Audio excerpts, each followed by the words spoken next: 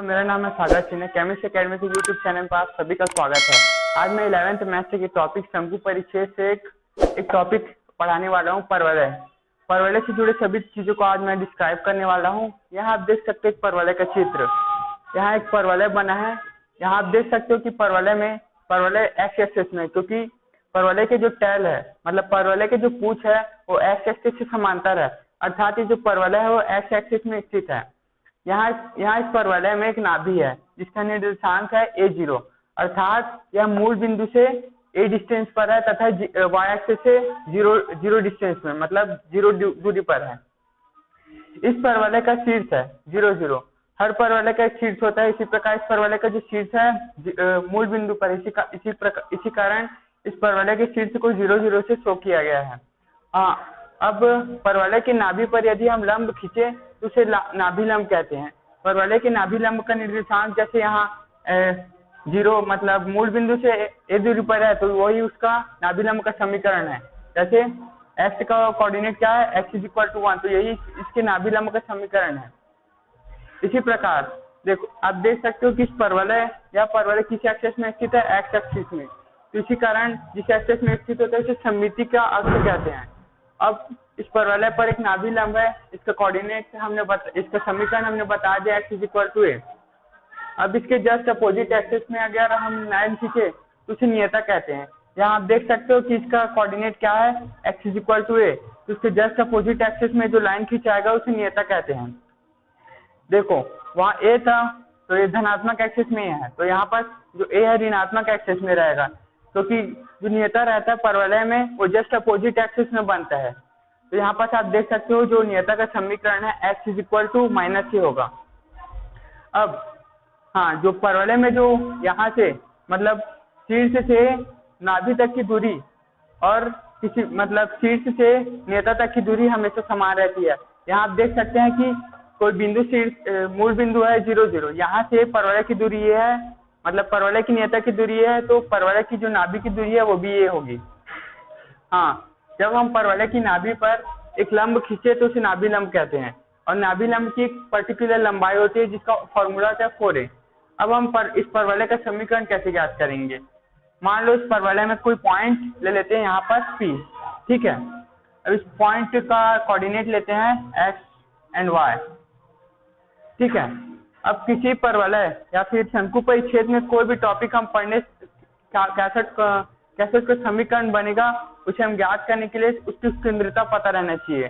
जैसे हम देख सकते हैं कि यहाँ परवलय बना है, अर्थात परवलय में जो उत्केंद्रता अर्थात यहाँ इसका मतलब परवलय की नाभि से परवलय के जो पूंछ है उसमें वहाँ उसकी लंबाई, मतलब इसकी लंबाई और परवलय की किसी बिंदु से नियता की लंबाई के अनुपात को उत्केंद्रता कहते हैं।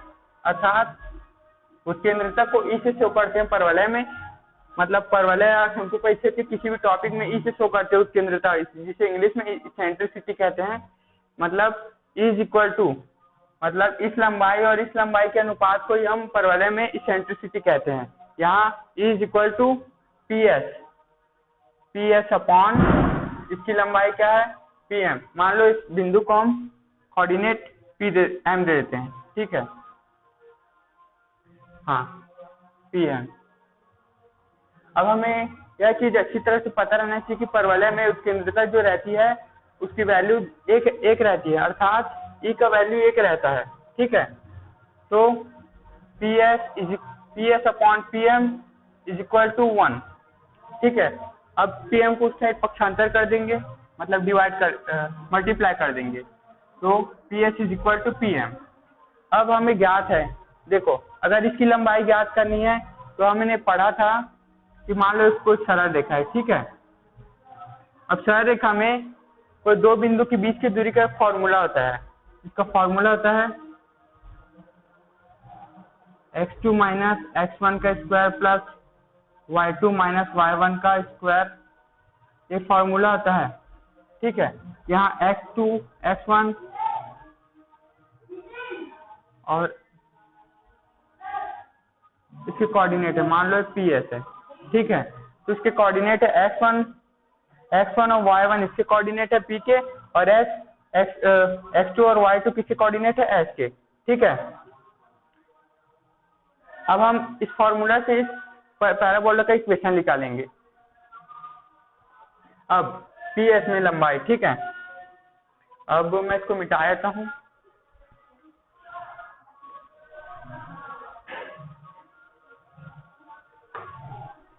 यहाँ आप देख सकते हैं कि PS में x2 और x1 क्या क्या है। जैसे कि यहाँ पर इसको x1 ले लेंगे, इसको x2 ले लेंगे। ठीक है, तो इसको x2 ले लेंगे। ठीक है, तो x माइनस a प्लस इसका y2 का वैल्यू क्या है यहाँ y, और यहाँ y1 का वैल्यू क्या है 0, तो 0 का square is equal to PM। इसका लंबाई कैसे ज्ञात करेंगे। आप देख सकते हैं कि इसको सरल रेखा है, मतलब एक सरल रेखा की तरह प्रदर्शित हो रहा है। इसको हम दो तरीके से भी ज्ञात कर सकते हैं। जैसे सरल रेखा में किसी लंब की लंबाई ज्ञात करने के लिए एक फॉर्मूला आता है, वैसे ही यहाँ हम मतलब अगर हमें कोऑर्डिनेट सिंपल रूप में फॉर्म में दिया है, नियता का समीकरण सिंपल रूप में दिया है, तो हमें वो सब करने की जरूरत नहीं है। डायरेक्ट हम लंबाई की फॉर्मूला लगा के भी निकाल सकते हैं। तो PM निकालने के लिए इसको अभी भी इसको x2 लेंगे और इसको x1 लेंगे। ठीक है, तो यहाँ पर जो कोऑर्डिनेट रहेगा, x का कोऑर्डिनेट क्या रहेगा माइनस, और y का कोऑर्डिनेट 0 रहेगा। मतलब y का कोऑर्डिनेट जो यहाँ इस बिंदु पर होगा वही इसी बिंदु पर भी होगा, मतलब y होगा। क्योंकि देखो आप देख सकते हो कि दोनों समांतर है, दोनों लाइन मतलब दोनों सेम होगा। ठीक है, तो x माइनस और माइनस a तो प्लस हो जाएगा x प्लस a का whole square plus y2 minus y1, sorry यहाँ पर मैंने y2 इसको लिया है, y1 इसको लिया है। ठीक है, तो y माइनस y 0 हो जाएगा। ठीक है, अब इसको सॉल्व करेंगे तो देखो दोनों साइड अंडर रूट है, तो दोनों साइड के अंडर रूट को एक साथ में कैंसिल कर देता हूँ। तो x माइनस a का स्क्वायर प्लस यहाँ पर 0 है तो y2 स्क्वायर हो जाएगा। y2 का कोऑर्डिनेट तो मैंने रख दिया था y, तो यहाँ पर y रख देते हैं। y square is equal to x plus a square, और y से जब y माइनस होगा तो 0 हो जाएगा, तो यहाँ पर तो हट जाएगा। अब इसको सॉल्व करेंगे। x square minus 2ax plus a square plus y square is equal to x square plus 2ax plus a square. अब जो कट रहे इसको काट देंगे। ठीक है, x स्क्वायर कट रहा है, a स्क्वायर कट रहा है, और जो माइनस 2x है उस साइड जाके प्लस 2x हो जाएगा। तो जो हमारा इक्वेशन बनेगा y square is equal to 4x बनेगा। तो इस प्रकार हम पैराबोला का समीकरण ज्ञात कर लिए। ठीक है, अब हम किस एक्सिस के लिए, x एक्सिस के धनात्मक अक्ष के लिए, उसी प्रकार हम x अक्ष के ऋणात्मक एक्सिस के लिए भी निकाल सकते हैं। हमें ज्यादा कुछ नहीं करना, ये पैराबोला है ना, जैसे आप देख सकते हैं कि जो पैराबोला का पूछ है वो किस एक्सिस में बढ़ रहा है, x एक्सिस के धनात्मक अक्ष में।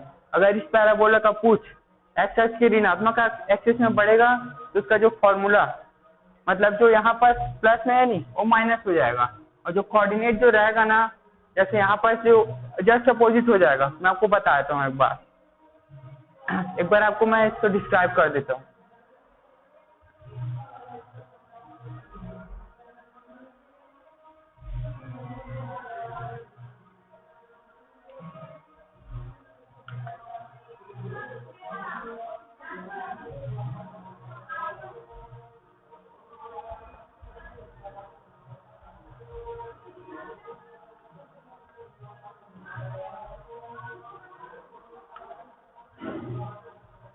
अब मैं पैराबोला को किस साइड, x एक्सिस के ऋणात्मक अक्ष में दे रहा हूँ। ठीक है, तो इस प्रकार पैराबोला बनेगा।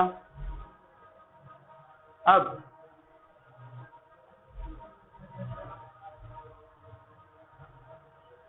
ये पैराबोला का क्या होगा, पैराबोला का नाभि होगा जिसका कोऑर्डिनेट x एक्सिस से कितने दूरी पर है, -a। ठीक है, और y एक्सिस से 0 दूरी पर है। तो उसके जस्ट अपोजिट मतलब ए दूरी पर, यहाँ से जैसे ए दूरी पर ये है तो जस्ट ए अपोजिट ए दूरी पर एक लाइन खींचेंगे। यहाँ एक्स का कोऑर्डिनेट क्या है, x is equal to -a, तो यहाँ पर एक्स धनात्मक अक्ष में तो एक्स का कोऑर्डिनेट ए होगा, तो इसी लाइन को हम नियता कहते हैं। हमेशा याद रखना कि पैराबोला की नाभि के जस्ट अपोजिट वाले एक्सिस वाले लाइन मतलब नाभि लंब के जस्ट अपोजिट में जो लाइन खींचते हैं उसी को हम नियता कहते हैं, ठीक है।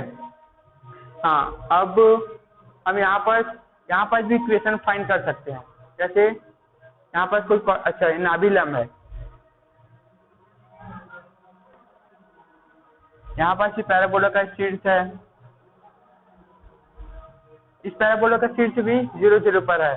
अगर कोई पैराबोला मतलब कहीं भी किसी पॉइंट में हो सकता है, उसका शीर्ष और नाभि अगर हम दिया हो तो हम उसे ज्ञात कर सकते हैं कि उसका ड्राइंग कैसे बनेगा, मतलब उसका डायग्राम कैसे बनेगा। यह इक्वेशन फाइंड करने के लिए मैं इसलिए बता रहा हूँ क्योंकि कई क्वेश्चन में हमें पैराबोला का इक्वेशन नहीं दिया रहता, हमें कुछ मतलब नाभि दिया रहता है, नियता दिया रहता है, उसी से हमें पैराबोला का इक्वेशन फाइंड करने के लिए बोलता है, ठीक है। तो नाभि लंब है, नाभि लंब का समीकरण ये होता है, मैंने आपको बता चुका है, ठीक है।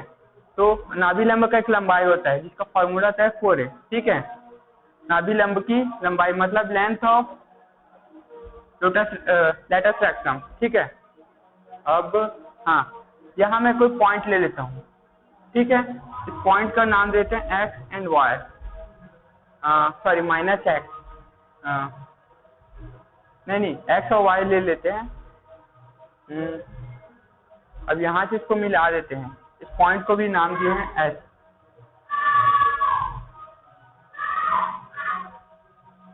सॉरी माइनस ऋणात्मक अक्ष में है तो यहाँ पर माइनस लगेगा, ठीक है। अब जब इसको भी सॉल्व करेंगे पूरे तरीके जैसे इसको सॉल्व किए हैं नहीं, तो पूरा सॉल्व करने के बाद हमें जो लास्ट में ना यहाँ पर माइनस मिलेगा। पूरा सॉल्व करने के बाद आप सॉल्व करके देख सकते हो, पूरा सॉल्व करोगे ना तो यहाँ पर माइनस मिलेगा, तो जो है ना ऋणात्मक एक्स एक्सिस के लिए ना परवलय का समीकरण ज्ञात होगा। इसी प्रकार हम वाई एक्सिस के लिए भी निकालेंगे। टोटल ना 4 समीकरण मतलब अलग अलग एक्सिस में 4 टूक बनता है इसमें, इसको स्टैंडर्ड इक्वेशन ऑफ पैराबोला कहते हैं। धनात्मक एक्स एक्सिस ऋणात्मक एक्स एक्सिस के लिए था माइनस वाला ऋणात्मक एक्स एक्सिस के लिए, और प्लस वाला धनात्मक एक्स एक्सिस के लिए पैराबोला का स्टैंडर्ड इक्वेशन कहते हैं इसको, ठीक है। हाँ, अब हम वाई एक्सिस के लिए ज्ञात करेंगे।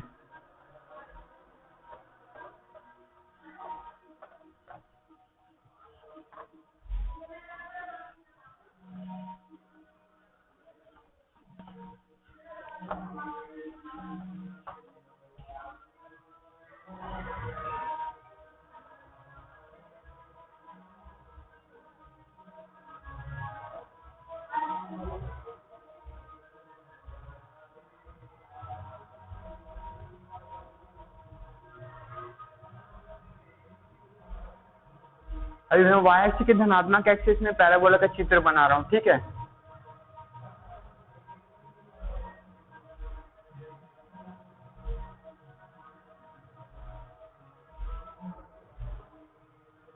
ये हमारा धनात्मक एक्स, ऋणात्मक एक्स, धनात्मक वाई, ऋणात्मक वाई, ठीक है। अब आप देख सकते हो कि पैराबोला का जो टेल है वो किस एक्सिस की ओर बढ़ रहा है, यह धनात्मक वाई एक्सिस के लिए बढ़ रहा है, ठीक है। तो यहाँ पर से हम कोई पॉइंट ले लेते हैं, मान लो कोई पॉइंट है, ठीक है। ये पैराबोला का क्या है, नाभि है, इसका कोऑर्डिनेट क्या रहेगा 0a, मतलब ये 0 मतलब मूल बिंदु से 0 दूरी पर एक्स एक्सिस से कितना 0 दूरी पर बढ़ा है और वाई एक्सिस से a दूरी पर, ठीक है। अब इसका ऐसे शो कर देते हैं। यदि हम इस नाभि पर कोई लंब खींचे तो इसे नाभि लंब कहते हैं। यहाँ पर नाभि लंब का समीकरण क्या होगा, y is equal to a, ठीक है। वहां पर हमने देखा था कि क्या था, देखो x plus y is equal to, मतलब इसी के अनुसार हम पैराबोला का इक्वेशन फाइंड कर सकते हैं। जैसे वहां पर x का ज्ञात था तो हमें x is equal to a लिखे तो क्या नाभि लंब का समीकरण हो गया। यहाँ पर हमें y का कोऑर्डिनेट पता है?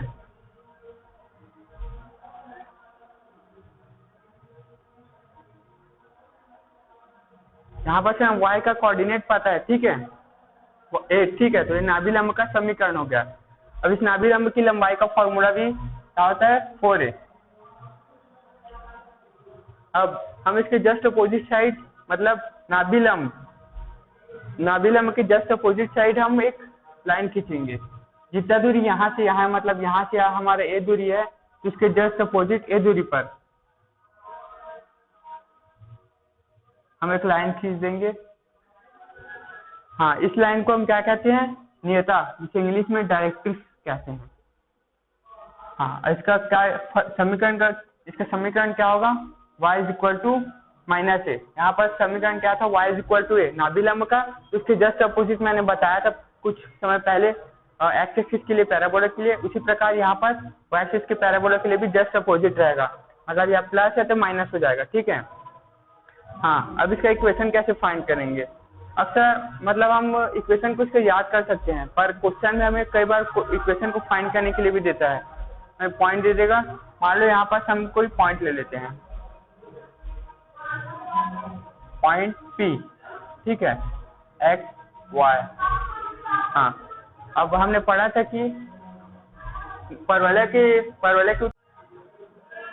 तो हमें याद है कि परवलय का जो केंद्रता का जो मान होता है एक होता है, मतलब इसेंट्रिसिटी का जो वैल्यू होता है एक होता है। परवलय की केंद्रता किसे कहते हैं? मान लो आप नाभि से परवलय की कोई, मतलब परवलय का ये परवलय है, ठीक है, परवलय में कोई पॉइंट ले लीजिए यहाँ पर P, इसका कोऑर्डिनेट है x y। अब जब इसको नाभि से मिलाएंगे तो कुछ इस प्रकार रेखा बनेगी, ठीक है। इसकी लंबाई और इस पॉइंट की नियता से जो लंबाई है,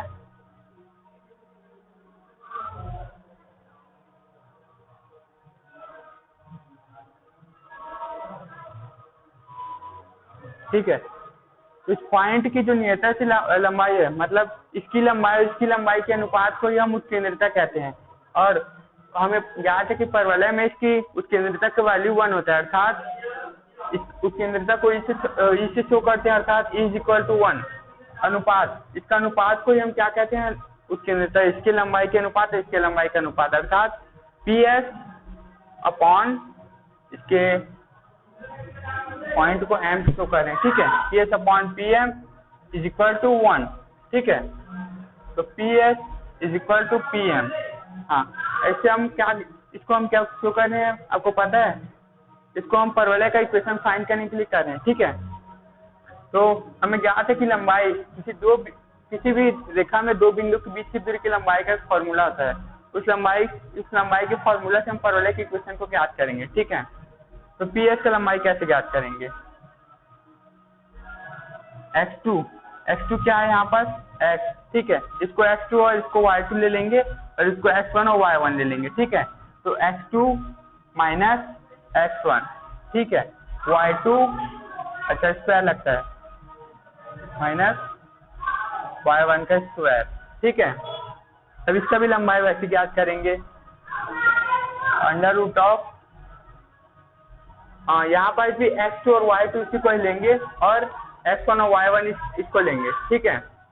यहाँ पर आप देख सकते हो कि जो समांतर है दोनों रेखा, x एक्सिस से क्या है? समांतर है दोनों रेखा। तो दोनों का जो x का जो वैल्यू होगा सेम होगा, मतलब y का वैल्यू क्या है? माइनस है, तो x का वैल्यू क्या आएगा? x, क्योंकि x से समांतर है, ठीक है। तो y का वैल्यू क्या है? सबसे पहले x2 माइनस x1 का square plus y2 minus y1 का स्क्वायर। यहाँ माइनस है तो यहाँ पर प्लस हो जाएगा स्क्वायर, ठीक है। अब इसको सॉल्व करेंगे, अंडर रूट से अंडर रूट को कैंसिल कर देंगे और 0 हट जाएगा, तो x square plus y minus a square is equal to, यहाँ पर x से x घट जाएगा तो 0 हो जाएगा, ठीक है। तो y प्लस a स्क्वायर, अब x square plus y square 2ay plus a square, यहाँ पर a माइनस b का स्क्वायर, a माइनस b तथा a प्लस b का स्क्वायर का फॉर्मूला लगाए, ठीक है। y square plus 2ay plus a square, जो जो कैंसिल उसको काट देते हैं। यहाँ पर क्या क्या कैंसिल हो रहा है, y से y कैंसिल हो जाएगा, a से a कैंसिल हो जाएगा, और जो माइनस है उधर जाके प्लस हो जाएगा, तो 4ay। ये हमारा y के धनात्मक दिशा के लिए परवलय के फॉर्मूला, परवलय का समीकरण निकल जाएगा। मतलब y की धनात्मक दिशा में परवलय का स्टैंडर्ड फॉर्मूला, ठीक है। और मतलब मैंने सब चीज बता दी। अगर ये परवलय जस्ट अपोजिट होगा तो जो कोऑर्डिनेट जो रहेंगे वो प्लस का माइनस और माइनस का प्लस होगा, ज्यादा कुछ नहीं होगा। मतलब अगर ये इस साइड बनेगा जो परवलय, यहाँ पास माइनस हो जाएगा, ठीक है। अब मैं इस परवलय से जुड़े कुछ प्रश्न बताने वाला हूँ, ठीक है। तो यहाँ मैंने आपके सामने एक प्रश्न लिखा है जिसमें नाभि -1 -2 तथा नियता का समीकरण है x - 2y + 3 = 0 में परवलय का समीकरण ज्ञात करना है, ठीक है। तो सबसे पहले हमें नाभि दिया हुआ है, तो हम इसे चित्र में बना लेंगे, ठीक है। नाभि मतलब -1 - 2, यहाँ से हम लाइन खींच लेते हैं। -1 अर्थात 1 से x का कोऑर्डिनेट -1 और y का कोऑर्डिनेट 2, ठीक है। तो यहाँ पर कोई पॉइंट ले लेते हैं, तो यह हमारे परवलय का नाभि दिया है, ठीक है। तो यहाँ से हम लाइन खींच लेंगे ऐसे, तो परवलय का क्या होगा, नाभि लंब। अब हम परवलय बना लेंगे।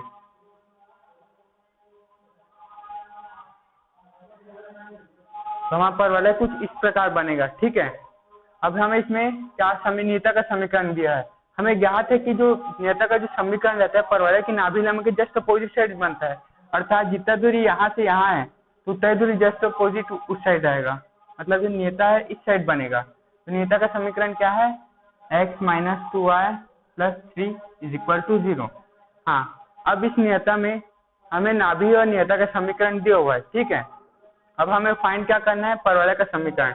मैंने कुछ समय पहले बताया था कि अगर हमें नाभि नियता का समीकरण दिया हो तो कैसे ज्ञात करेंगे। तो देख लो, यहाँ कोई पॉइंट है, ठीक है। यहाँ से परवलय के किसी बिंदु, मान लो यहाँ पर तो परवलय का कोई पॉइंट है, इसको P नाम देते हैं, इसका कोऑर्डिनेट है x और y, ठीक है। इसका क्या है, -1 - 2 s। अभी नियता है। हाँ, जो इसकी जो दूरी होती है और इसकी जो दूरी होती है परवलय में बराबर होती है, ठीक है। ये परवलय का हमारा कंडीशन है P, इसको नाम देते हैं हम M। आप देख सकते हो कि एक सरल रेखा के रूप में प्रदर्शित हो रहा है, अर्थात इस सरल रेखा में एक लंब है, ठीक है। तो हम सबसे पहले क्या करेंगे, इसका समीकरण ज्ञात करने के लिए हमें ज्ञात है कि ये दोनों एक दूसरे के जस्ट बराबर होते हैं। मतलब SP = PM, अर्थात SP = PM, मतलब दोनों की लंबाई बराबर होती है। भले मैं चित्र में शो नहीं कर पा रहा हूँ, पर वह दोनों लंबाई जो रहती है हमेशा बराबर रहती है परवलय में किसी पॉइंट से, मतलब परवलय की नाभि में परवलय के किसी पॉइंट से नाभि तक, नियता तक की जो लंबाई होती है हमेशा इक्वल रहती है, ठीक है। तो देख लो, एक कंडीशन है। अब यहाँ से हम परवलय का इक्वेशन कैसे फाइंड करेंगे, आप ध्यान से देखना। अब हमें कोऑर्डिनेट दिया है, इसको x2 y2 ले लेंगे और इसको x1 y1, ठीक है। तो x2 - x1 plus x2 - x1 का स्क्वायर प्लस y2 - y1 का स्क्वायर।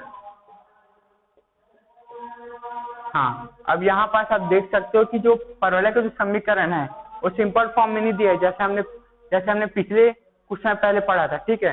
पहले हमने पढ़ा था x = a, तो डायरेक्ट हम बीच की दूरी का फॉर्मूला लगा के कर सकते थे। पर यहाँ आप देख सकते हो कि सरल रेखा है और उसके सरल रेखा का समीकरण भी दिया गया है, अर्थात सरल रेखा का स्टैंडर्ड फॉर्मूला क्या होता है, समीकरण x + by + c = 0। मतलब इस रूप में दिया गया है हमारा सरल रेखा। अब सरल रेखा पर यदि हम लंब खींचे तो इसकी लंबाई होती है, लंब की लंबाई के फॉर्मूला से हम सरल रेखा इसकी लंबाई ज्ञात कर सकते हैं, ठीक है। तो इसमें लंब की लंबाई का एक फॉर्मूला होता है सरल रेखा में। लंब की लंबाई का formula ax + by + c upon a² + b², लंब की लंबाई, ठीक है। यह फॉर्मूला आप याद रखेंगे क्योंकि ऐसे क्वेश्चन बहुत बार प्रयोग होते हैं और एग्जाम में भी आते हैं। तो यहाँ पर हमें दिया हुआ है a x plus b y plus c, मतलब ए यहाँ पास ए 1 है, बी -2 है, सी +3 है, तो एक्स -2y प्लस 3। ए क्या था हमारा 1 था, 1 का स्क्वायर प्लस बी क्या हमारा -2 है, तो -2 का स्क्वायर। अब इसको सॉल्व करेंगे, x प्लस 1 का स्क्वायर प्लस y प्लस 2 का स्क्वायर। हाँ, अंडर रूट को हम इस साइड पक्षांतर कर देंगे तो स्क्वायर हो जाएगा, ठीक है। तो x -2y प्लस 3 अपॉन, इसको हम जब सॉल्व करेंगे तो 2 का स्क्वायर 4 होता है, 4 प्लस 1 5, ठीक है, सॉरी 5 का स्क्वायर। हाँ, अब हम इसको अंडर रूट से स्क्वायर कट जाएगा। अब इसको पूरा सॉल्व करेंगे तो हमें पैराबोला का स्टैंडर्ड इक्वेशन ज्ञात हो जाएगा, ठीक है। अब इसको खोल देते हैं, x square plus 2x plus 1 plus y square plus, नहीं अभी नहीं खोलते, अभी अगर इसको खोल देंगे तो हमारे लिए कॉम्प्लिकेटेड हो जाएगा इक्वेशन, ठीक है। तो सबसे पहले हम इसको सॉल्व कर लेते हैं, x plus 1 square plus y plus 2 का square is equal to x -2y plus 3 का स्क्वायर अपॉन, ये 5 है, ठीक है। 5 अंडर रूट में है, अंडर रूट जब स्क्वायर में होता है तो अंडर रूट से स्क्वायर कट जाता है, ठीक है, तो 5 हो जाएगा। अब हम इसको पक्षांतर कर देंगे, तो 5x प्लस 1 का स्क्वायर प्लस 5y प्लस 2 का square is equal to x -2y plus 3 का स्क्वायर। यहाँ पर मैं चित्र को बना रहा हूँ क्योंकि आगे थोड़ा लंबा बनेगा इक्वेशन, ठीक है।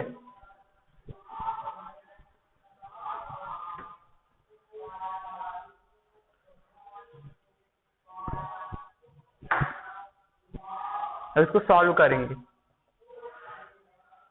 5 यह स्क्वायर का फॉर्मूला लगाएंगे a प्लस बी का होल स्क्वायर, तो x square plus 2x plus 1, ठीक है। तो उसके जस्ट आगे वाई स्क्वायर प्लस 4y हो जाएगा प्लस 4 अपॉन, यहाँ पर हम इसको प्लस करके इसको -2 ले लेंगे, ठीक है। तब हमें फॉर्मूला याद रखना होगा, मैं फॉर्मूला लिख दे रहता हूँ, अब इसको याद रखना, a plus b plus c का square is equal to a square plus b square plus c square plus 2ab plus 2bc plus 2ca, ठीक है। ये फॉर्मूला आप याद रखना क्योंकि इसमें फॉर्मूला का प्रयोग होता है, ऐसे बहुत सारे क्वेश्चन में, तो फॉर्मूला कंपलसरी है, आपको याद रखना, ठीक है। अब इस फॉर्मूला को मैं मिटा देता हूँ, अब इस फॉर्मूला को आप देख सकते हो,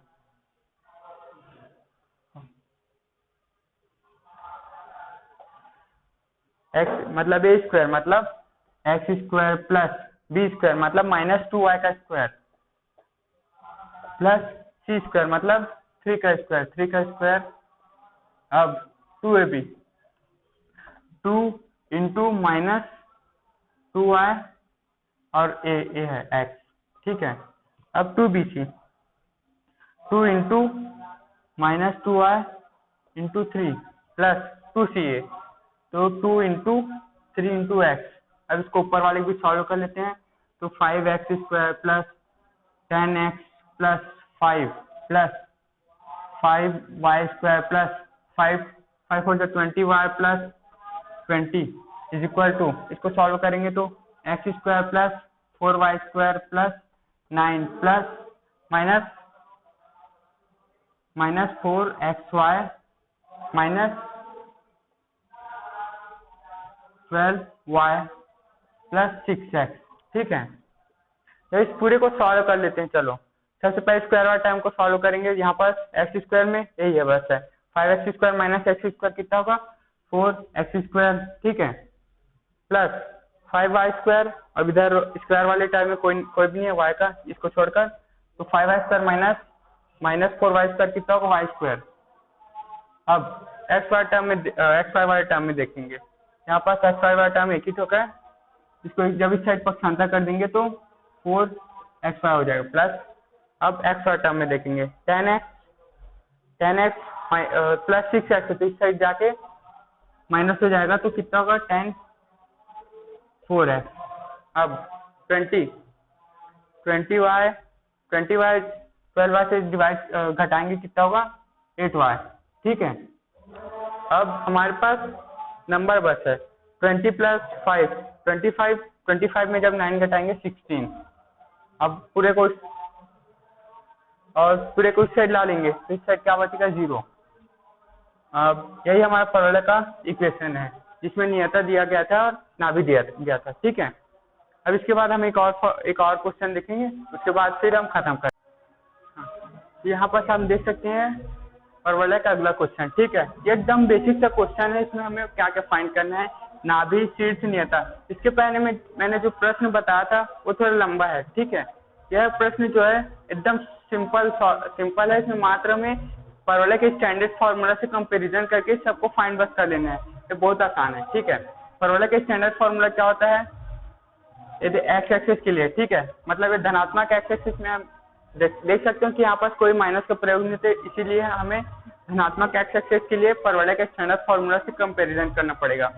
तो y² = 4x से कंपैरिजन करेंगे इसका।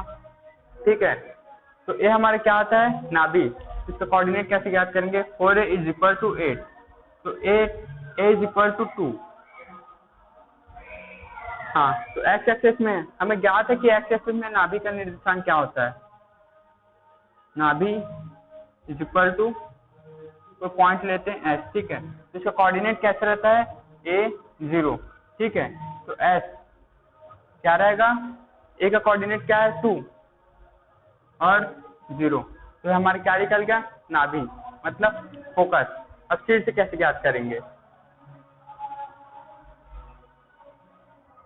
शीर्ष से ज्ञात करने के लिए हम ज्यादा कुछ नहीं करेंगे, अगर हम x का वैल्यू 0 रखेंगे तो y का वैल्यू भी 0 आ रहा है, अगर हम x का वैल्यू y का वैल्यू भी 0 रखेंगे तो x का वैल्यू भी 0 आ रहा है। इससे हमें पता चल रहा है कि जो परवलय है उसका जो शीर्ष है मूल बिंदु पर अर्थात उस प्रकार होगा।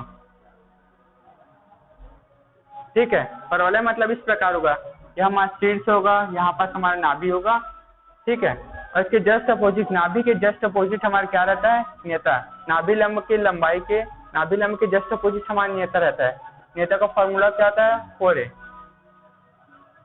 अरे सॉरी नियता बोल रहा हूँ, नाभि लंब की लंबाई का फॉर्मूला क्या होता है 4a, और नियता का फॉर्मूला क्या होता है, मतलब यहाँ पर जो कोऑर्डिनेट दिया रहेगा उसके जस्ट अपोजिट हमारा नियता रहता है। ठीक है, यहाँ पास x = कितना दिया है हमारा a मतलब 2, तो नियता का कोऑर्डिनेट क्या होगा x = -2, x = a हमें ज्ञात है, मतलब माइनस सॉरी, ये नाभि लंब की समीकरण है, और नाभि लंब के समीकरण के जस्ट अपोजिट हमारा क्या होता है नियता का समीकरण। नाभि लंब का समीकरण में धनात्मक कोऑर्डिनेट में है, तो जस्ट अपोजिट हमारा नियता का समीकरण ऋणात्मक कोऑर्डिनेट में रहेगा, x = -a, तो ये हमारा नियता निकल गया। और शीर्ष मैंने पहले ही बताया था कि अगर हम x का कोऑर्डिनेट मतलब x का वैल्यू 0 रख रहे हैं और इससे y का वैल्यू भी 0 आ रहा है, तो हमारा जो शीर्ष रहेगा वो मूल बिंदु पर रहेगा। अगर हम x का वैल्यू 0 रख रहे हैं और y का कोऑर्डिनेट कुछ आ रहा है, मतलब जो हमारा परवलय बनेगा वो उसका शीर्ष मूल बिंदु पर नहीं रहेगा, किसी और बिंदु पर रहेगा। तो यहाँ पर हम x का वैल्यू 0 रख रहे हैं तो y का वैल्यू भी क्या रहे 0 आ रहा है, इसका जो वैल्यू आएगा शीर्ष का 0 आएगा। ठीक है, इसको हम मूल बिंदु ले लेते हैं। और नाभि लंब की लंबाई, यहाँ पास मैंने फॉर्मूला लिखा है नाभि लंब की लंबाई का formula, length of latus rectum. ठीक है, तो 4a का वैल्यू क्या है 2, तो सॉरी 4 × 2 = 8, तो ये हमारी नाभि लंब की लंबाई। तो मैं क्या ज्ञात कर लिया, नाभि, शीर्ष, नियता, नाभि लंब की लंबाई। नाभि कैसे ज्ञात किए, हमें स्टैंडर्ड फॉर्मूला से कंपैरिजन किए, y² = 4x से इसका वैल्यू क्या आया, a का वैल्यू 2। ठीक है, अर्थात ये x से कितना दूरी पर है 2 और y का वैल्यू कितना है 0, यहाँ पास इस कोऑर्डिनेट पे 2 0। ठीक है, नाभि का वैल्यू निकल गया। अब शीर्ष हम x का वैल्यू 0 रख रहे हैं तो y का वैल्यू भी 0 आ रहा है, अर्थात हमारा परवलय 0 पर है इसका शीर्ष। और लेंथ ऑफ लेटस रेक्टम, इसका फॉर्मूला था 4a, a का वैल्यू क्या है 2, तो 4 × 2 8, और नियता नाभिलंब का समीकरण क्या है? x is equal to a, x is equal to 2 दिया हुआ है, तो जस्ट इसके अपोजिट क्या होता है हमारा नियता, तो नियता का समीकरण क्या होगा? x इज इक्वल टू -2 अर्थात x plus 2 is equal to 0, ये हमारा नियता का समीकरण है।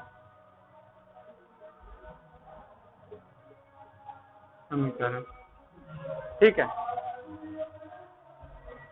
ठीक है दोस्तों, धन्यवाद। या परवलय से जुड़े मैंने कुछ प्रश्न बताए हैं। अगर आपको इसमें किसी भी डाउट, इससे किसी भी चीज में डाउट होगा तो मुझे कमेंट सेक्शन में बता सकते हैं। धन्यवाद।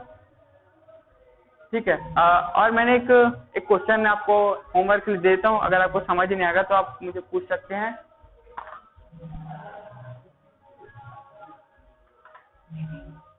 तो क्वेश्चन है y² इज इक्वल टू -16 है। ठीक है, इसको आप सॉल्व कर लेना, अगर समझ नहीं आएगा तो मुझे कमेंट सेक्शन में लिख सकते हैं। धन्यवाद आपका बहुत बहुत धन्यवाद मेरा वीडियो आखिरी तक देखने के लिए।